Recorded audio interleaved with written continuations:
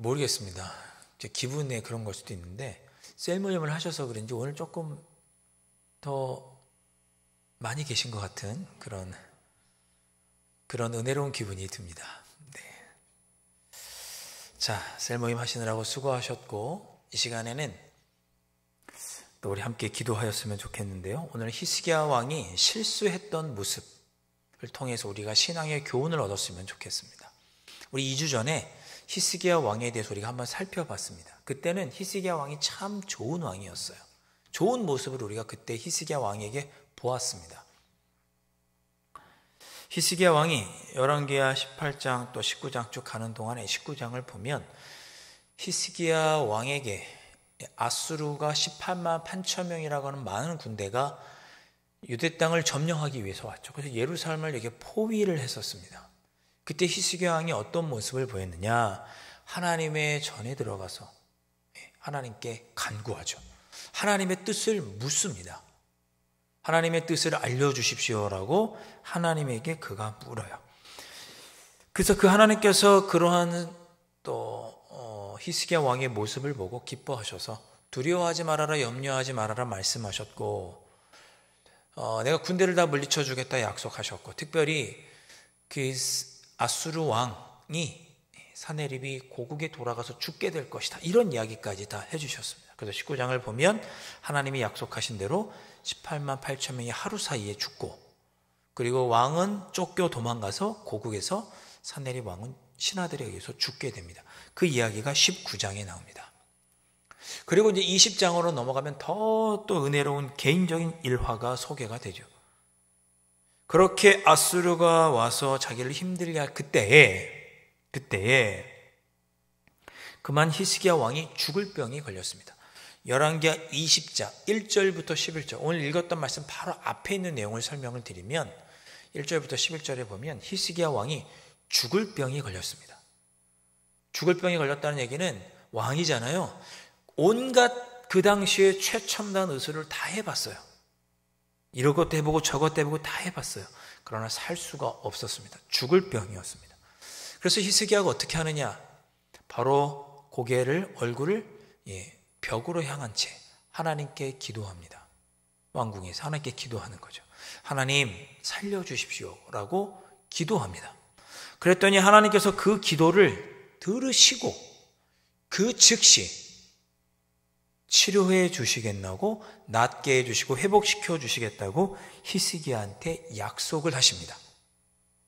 그래서 마침 히스기야 왕을 만나고 돌아가던 이사야 선지자가 히스기야가 그렇게 기도한 사이에 하나님의 음성을 듣고 히스기야 왕을 만나고 돌아가다가 바로 다시 돌아와서 히스기야 왕의 아픈 곳에 무화과 관죽을 붙이고 히스기야가 살아나게 됩니다. 하나님께서 히스기야 왕에게 생명 연장을 약속해 주시죠. 몇 년을 약속해 주시냐? 15년을 더 살 수 있도록 하나님께서 약속을 해 주십니다. 얼마나 좋아요. 그죠? 하나님, 제가 지금 힘들어 죽게 생겼는데 제 생명을 좀 구원해 주십시오라고 기도했더니 하나님께서 그 즉시 들으시고 15년 더 살아라. 아주 15년을 더 살도록 하나님께서 허락을 해 주십니다. 자, 이처럼 놀랍게 하나님께 기도함으로 은혜를 받아 치유되고 15년을 더 살게 된 히스기야 왕. 그런데 이 훌륭한 믿음의 사람이었던 히스기야 왕이 그만 실수를 하게 됩니다. 참 아이러니하죠? 실수를 하게 돼요. 한참 뒤에 실수한 것도 아니에요. 병이 낫자마자 실수를 합니다. 오늘 읽었던 말씀 바로 보면 12절부터 15절의 말씀은 히스기야가 실수하는 내용이 쭉 나오고 있어요. 어떤 일이 있었는가 하면 히스기야 왕이 병에 걸렸다는 이야기를 이웃나라, 저 멀리 있는 바벨론이라고 하는 나라가 들었습니다. 히스기야, 저희 남유다에 히스기야 유다가 있는데 그 나라에 히스기야 왕이 병들었다는 얘기를 저 멀리 바벨론의 왕이 듣고 병문안차 히스기야를 위문하기 위해서 사신을 보냅니다. 그 사신이 왔어요. 사신이 문병 온 거죠. 심지어 그 사신은 그 바벨론 왕의 친필 편지를 들고 히스기야 왕을 위문을 했습니다. 히스기야의 기분이 어떻겠어요? 내가 병들었다고 이웃 나라에서 나한테 이렇게 병문안을 다 와주나. 사신이 그냥 왔겠어요? 편지도 들고 왔지만 금은보화도 들고 왔겠죠. 그래서 히스기야 왕의 기분이 너무너무 좋았습니다. 마음이 붕 떴어요. 그래서 히스기야 왕이 실수를 합니다. 이 순간에 실수를 해요. 히스기야 왕은 자신을 찾아온 바벨론 사신들에게 자기의 보물 창고를 다 보여줍니다. 금도 보여주고 은도 보여주고 향품과 보배로운 기름을 다 보여줍니다. 지금 히스기야 왕이 이거 보여줄 때는 열왕기하 20장 1절부터 11절에 병이 나은 직후거든요. 그러니까 지금 병이 나와서 기쁘고 또 자기가 병든 줄 알고 다른 나라에서 왕이 보낸 사신이 왔으니 지금 기분이 너무 좋은 거예요. 그래서 그 사신들에게 자기의 보물 창고를 다 열고 보여준 거예요. 금도 보여주고 은도 보여주고 향품과 보배로운 기름 다 보여줍니다. 우리로 치면 뭘 보여준 거예요? 집문서도 보여주고 땅 문서도 보여주고 내 명품백도 보여주고 내 밍크 코트도 보여주고 다 보여준 거예요. 있는 것 없는 것 다 자랑하고 싶었던 거죠. 그럴 수 있겠다 싶습니다. 그런데 보여주지 말아야 할 것, 자랑하지 말아야 할 것까지도 자랑을 합니다. 13절 말씀, 우리 다 함께 한번 보실까요? 13절 말씀. 다 함께 우리 한 목소리로 읽겠습니다. 시작. 히스기야가 사자들의 말을 듣고 자기 보물고의 금은과 향품과 보배로운 기름과 그의 군기고와 창고의 모든 것을 다 사자들에게 보였는데 왕궁과 그의 나라 안에 있는 모든 것 중에서 히스기야가 그에게 보이지 아니한 것이 없더라. 아멘을 못하겠어요. 보세요. 뭘 보여줬어요? 내가 갖고 있는 금은보화만 한 게 아니라 군기고. 군기고는 뭐예요? 무기 같은 거 보관해 놓은 거잖아요. 군사력을 다 쉽게 말하면 다 노출을 한 거예요. 스스로 간첩 행위를 한 거죠. 창고의 모든 것, 뭐라고 그랬냐면 13절 끝에 보면 그의 나라에 있는 모든 것 중에서 보여주지 않은 것이 하나도 없다고 기록하고 있습니다. 병력이 어디에 얼만큼 있는지, 우리의 무기가 얼만큼 있는지, 적을 지키는 망대는 어디에 어떻게 있는지, 군사적인 기밀을 다 보고한 거예요. 우리 국민들은 얼마나 되고 군사는 얼마나 있는지, 우리나라의 경제력은 어느 정도인지, 재정은 얼마나 있는지 다 보여준 거예요. 아무리 사신들이 찾아와서 또 병도 나았겠다, 사신들이 와서 기분이 붕 떠 있었다 할지라도 하지 말아야 할 것을 그가 한 것입니다. 하지 말아야 할 실수를 한 거예요. 물론 바벨론의 사신이 히스기야의 병이 낫기를 간절히 바라는 마음으로만 온 것은 아닐 것입니다. 아마도 바벨론이랑 유다랑 이렇게 동맹을 맺어서 중간에 있었던 아수르라고 하는 나라를 우리가 잘 견제해보자, 이런 취지에서 동맹을 맺기 위해서 그렇게 사신이 왔겠죠. 그러니까 지금 히스기야의 마음이 지금 너무 좋은 거예요. 병도 나았겠다. 내가 지금 아수르라는 나라 때문에 힘들고 어려운데 바벨론이라는 나라와 내가 동맹을 맺으면 힘을 합쳐서 아수르를 내가 잘 방어할 수 있겠구나. 이런 어떤 희망 회로가 돌리게 된 거죠. 구원의 빛이 그에게 비치는 것 같았을 것입니다. 그래서 그는 보여주지 말아야 할 것까지 다 보여준 것입니다. 사랑하는 성도 여러분, 오늘 말씀을 통해서 이런 표현을 떠올리게 보게 됩니다. 속된 말로 잘 나갈 때 조심해야 됩니다. 잘 나갈 때. 우리 세상적으로도 잘 나갈 때 조심해야 되고요. 신앙도 잘 나갈 때 조심해야 됩니다. 희한하죠? 희한하죠? 기도원 가서 기도하고 온 그날 싸우고, 부부싸움이죠. 여기서 말하는 싸움이라. 어디 기도원 가서 특별한 은혜를 받고 돌아오면 사업에 어려움이 생기고, 은혜 받으면 은혜를 깨는 일들이 생깁니다. 지금 하나님께 기도하고 육신의 질병과 또 나라적인 위기를 잘 극복하게 된 그 순간 그가 하나님 아버지 앞에 큰 실수를 하게 됩니다. 여기 읽었던 내용 보세요. 하나님께 먼저 기도하고 보여줬다는 표현이 있던가요? 그 나라가 풍전등화의 위기에서 먼저 19장에서는 하나님께 들어가서 기도하던 그가 그렇게 이제 잘 되고 나니 사신들이 와서 무기고를 다 보여줄 때는 하나님 어떻게 할까라고 묻지 않습니다. 이사야 선지자에게도 묻지 않습니다. 여러분, 우리가 언제 실수하나요? 잘 나갈 때, 높아졌을 때, 내가 다른 사람과 가까워졌을 때 쉽게 말하고 실수하고 내 말과 행동도 거칠어지고 교만해집니다. 더 많은 것을 가지려고 하고 욕심을 부리고 잘 나갈 때 실수합니다. 죄를 짓습니다. 세상 이치도 그러하지만 신앙도 마찬가지입니다. 내가 하나님의 귀한 은혜를 받았다? 귀한 은혜를 받았으면 그저 겸손히 감사해야 할 터인데 내가 하나님께 은혜 받아서 우리 집이 이렇게 됐어, 내 삶이 이렇게 됐어라고 자랑하고 다른 사람에게 내가 은혜 받은 것을 자랑하고 상대방이 그러지 못하면 너는 신앙이 약한 거라고 혹시 정죄하거나 그러면 실수하는 거죠. 그러면 실수하는 거죠. 넘어지는 것입니다. 히스기야가 그렇게 넘어진 거예요. 그렇게 히스기야가 실수하니까 이사야 선지자가 와서 뭐라고 물어봤어요? 왕이시여, 이 사람들이 무슨 말을 하였고 어디서부터 왔습니까? 이렇게 말하죠. 14절에. 그랬더니 히스기야가 바벨론에서 왔습니다. 대답을 합니다. 그러자 이사야가 또 묻죠. 이들이 왕궁에서 무엇을 보았습니까? 15절에. 그랬더니 그들이 내 궁에 있는 모든 것을 보았다라고 히스기야가 대답을 합니다. 그러자 이사야가 어떻게 하죠?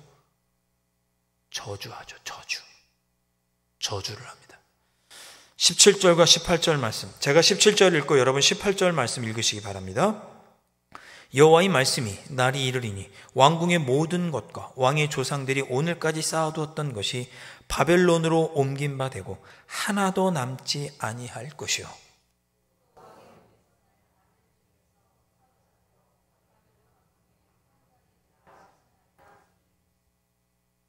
이것도 아멘 못하겠어요.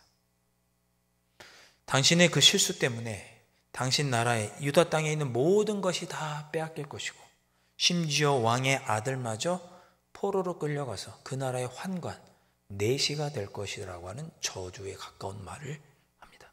하나님께서 그렇게 하실 거라고 예고한 거예요.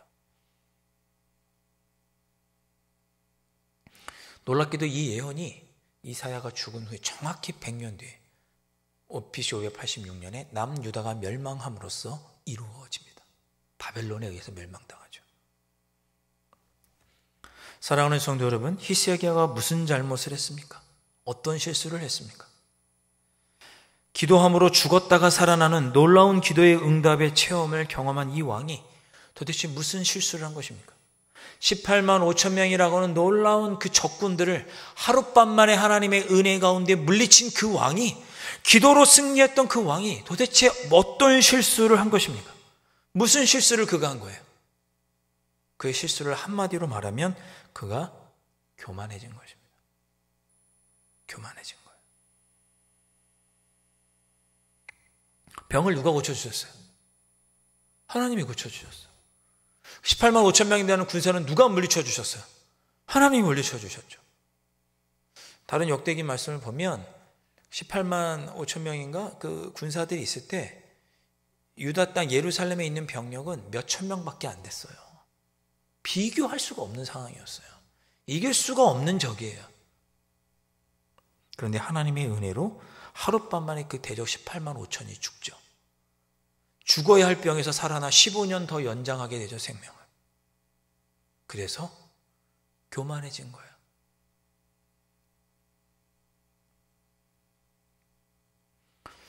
말씀을 준비하면서 어떻게 이렇게 히스기야 왕이 이런 모습을 보일 수 있을까? 몇 년에 걸쳐서 된 일이 아니거든요. 병고침을 받자마자 얼마 뒤에 사신이 온 거예요. 어떻게 이런 일이 있을 수 있을까 싶으면서도 한편 나라면 어떻게 했을까? 저라면 어땠을까? 여러분이라면 어떻게 하셨을까? 라는 생각을 해보게 되었습니다. 여러분이 히스기야 왕의 입장이라면 어떠셨을까요?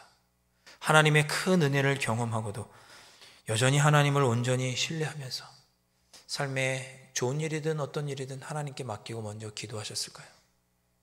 겸손히 하나님께 낮아졌을까요? 아니면 우리도 어깨가 으쓱하고 우쭐해졌을까요?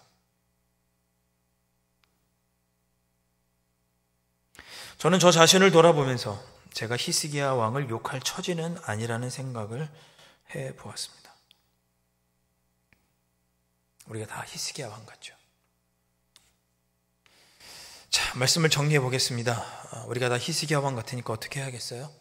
우리 안에 있는 교만함을 하나님 꺾어 주십시오라고 기도해야겠죠. 우리는 무엇으로 삽니까? 하나님의 은혜로 삽니다. 하나님께서 도와주시고 선한 길로 인도하여 주셨기에 우리가 살아갑니다. 오늘 셀 모임 때 그거 나누지 않으셨어요? 하나님께서 우리의 삶을 책임져 주시고 선한 길로 인도하시니 모든 것이 하나님의 은혜고 우리가 하나님만 의지하며 살자. 그렇게 나누셨을 거 아니에요. 그죠? 그렇게 살아야 하는 것이 마땅함에도 불구하고 우리는 또 자주 잊어버리는 연약함이 우리에게 있습니다. 여러분, 우리가 하나님께 기도하니까 하나님께서 들어주시는 거예요? 아니면 하나님께서 우리에게 선한 것을 주시니 은혜를 달라고 간구하는 거예요? 우리가 기도하기 때문에 하나님께서 들어주시는 게 아니죠. 하나님은 늘 우리에게 은혜를 베풀어 주시는 분이니까 그 은혜를 간구하는 걸 우리가 기도하는 거지, 우리가 기도했기 때문에 하나님께서 들어주시는 건 아니죠. 우리가 기도하기에 은혜를 주시는 것이 아니라 하나님께서 우리에게 은혜를 베풀어 주지 않으면 우리가 살 수 없으니까 하나님의 은혜를 간구하는 거예요. 그게 맞죠.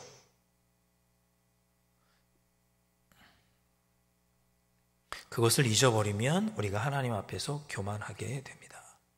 우리는 피조물이에요. 예전에 제 친구 목사님 이야기만 잠깐 하고 말씀을 마치겠습니다. 친구 목사님이 몇 년 전에, 지금은 캐나다에 가 있는데, 그 친구가 개척을 했었습니다. 저 부천에서 개척을 했는데, 제 친구 목사가 개척을 할 때 어떻게 개척을 했냐면 어린이 도서관을 했습니다. 그러니까 국가에 이렇게 저희 노아대학처럼 이렇게 구청에다가 허가를 맡아서 어린이 도서관이라는 이름으로 도서관을 만들었어요. 국가에서 이렇게 도와주는. 그리고 월요일부터 토요일까지는 거기서 어린이 도서관을 하고 주일에는 거기서 예배를 드렸습니다. 그런데 이 친구가 3년 정도 잘 하고 있었는데 우연찮게 학기 만나서 식사를 하게 됐는데, 그때 저는 부목사였습니다. 그 친구한테 이런저런 얘기를 하다가 친구가 힘이 든 거예요. 왜? 주중에는 사람이 많아요. 월요일부터 토요일까지는 어린이 도서관이니까 사람이 많아요. 우리의 교회로 치면 식당이 한 4분의 1 정도 되는 규모거든요. 한 3분의 1 정도 되는 규모인데 주중에는 사람이 많은데 주일에는 성도님들이 없는 거예요. 7명, 8명 정도 성도님들이 모였어요. 그러니까 이 친구가 3년 동안 열심히 하고 전도도 하고 도서관을 통해서 어린이들도 이렇게 하려고 애를 써도 잘 되지 않으니까 힘들어 했습니다. 그래서 만나서 서로, 저는 부목사 때 이런 어려움을 이야기하고 그 친구는 또 개척교회 목사로서의 어려움을 이야기하면서 식사하면서 서로 이렇게 격려하고 그렇게 헤어졌습니다. 근데 며칠 뒤에 그 친구가 자기의 페이스북에다가 인터넷에 자기가 목회하고 있는 그 마음에 대해서 글을 썼습니다. 제가 그 친구의 그 글을 읽고 너무 많은 위로를 받았습니다. 그 친구가 인터넷에 뭐라고 썼는지 제가 한번 소개해 보겠습니다. 나는 어느 길이 예수님께서 원하시는 길인지 잘 모르겠다. 확신이 서지 않는다. 그저 구원의 주체이신 하나님께서 내게 은혜를 베풀어 주시길 바랄 뿐이다. 오늘도 나는 확신 없이 이 길을 간다. 이 길을 이끌어 달라고 빌며 간다. 이렇게 글을 올렸습니다. 제가 그 친구의 글을 읽고 참 마음에 와닿았습니다. 끝에 있었던 그 이야기. 그저 구원의 주체이신 하나님께서 내게 은혜를 베풀어 주시길 바랄 뿐이다. 우리가 우리 앞길 어떤 일이 생길지 어떻게 알겠어요? 내일은 또 어떤 일이 있을지, 우리 앞에 다음 주에는 어떤 일이 있을지 우리가 어떻게 알겠습니까? 그저 전능하신 하나님께서 우리를 선한 길로 인도하여 주실 줄 믿고 그 하나님께서 우리에게 은혜를 베풀어 주시기만을 바랄 뿐이죠. 그렇게 하나님의 은혜를 간구하며 살아가는 것이 저와 여러분 아니겠습니까? 그렇다면 우리의 삶에 교만은 자리 잡을 시간이 없을 것입니다. 겸손히 하나님의 은혜를 구하고 하나님의 도우심 속에 살아가는 것을 알고 살면 천지 만물을 창조하시고 나를 지으시고 나의 삶을 책임져 주시는 하나님께서 결국은 우리를 선한 길로 인도하여 주실 줄 믿습니다. 그것만을 바랄 뿐입니다. 그렇게 하나님께서 베풀어 주신 은혜 가운데 이 한 주도 은혜 가운데 걸어가시는 여러분들의 삶이 되실 수 있기를 주님의 이름으로 축복합니다. 아멘.